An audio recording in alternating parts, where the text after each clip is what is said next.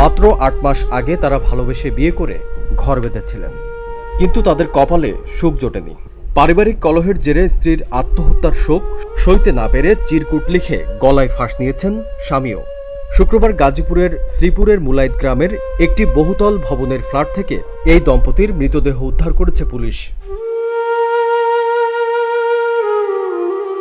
মৃতদেহের পাশে পড়ে থাকা চিরকুটে বাবা মায়ের কাছে ক্ষমা চেয়ে স্ত্রীর পাশে কবর দেওয়ার আকুতি জানিয়ে গেছেন এই তরুণ।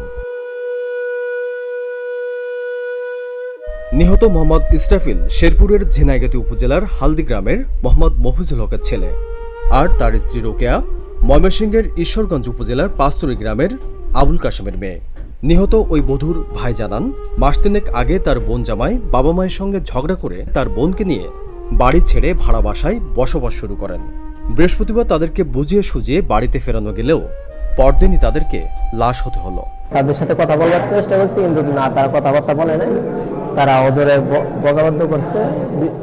গতকালকে তারা আমাদের সাথে ঝগড়া লাগছে, যে অনেক খারাপ গালিগালাজ করছে। আর আজকে হঠাৎ সকালে চিল্লাচিল্লি আসা দেখি মেয়ে এবং মেয়ের জামাই, মানে আমার বোন জামাই, খাটে শুয়ে গেছে মৃত অবস্থায়। পুলিশের ধারণা, পারিবারিক কলহের কারণে প্রথমে স্ত্রী আত্মহত্যা করেন। স্ত্রীর আত্মহত্যার বিষয়টি মেনে না নিতে পেরে চিরকুটে সবাইকে দায়মুক্তি দিয়ে স্বামী নিজেও আত্মহত্যা করেন। তবে নিশ্চিতভাবে বলতে ময়নাতদন্ত প্রতিবেদনের অপেক্ষা করতে হবে। তারা 7 মাস আগে বিয়ে করেছে এবং তারা আলাদা থাকতে চেয়েছিল। এটা নিয়ে হয়তো পরিবারের সাথে তাদের একটা বিরোধ ছিল, তারা আলাদা থাকতে চেয়েছে। গত 4 দিন আগে পালায় চলে গেছিল, তারপরে আবার তারা ফিরে এসছে বা তাদের পরিবার পরিজন তাদেরকে নিয়ে এসছে। তাদের মধ্যে দাম্পত্য টানাপোড়েন হয়তো ছিল।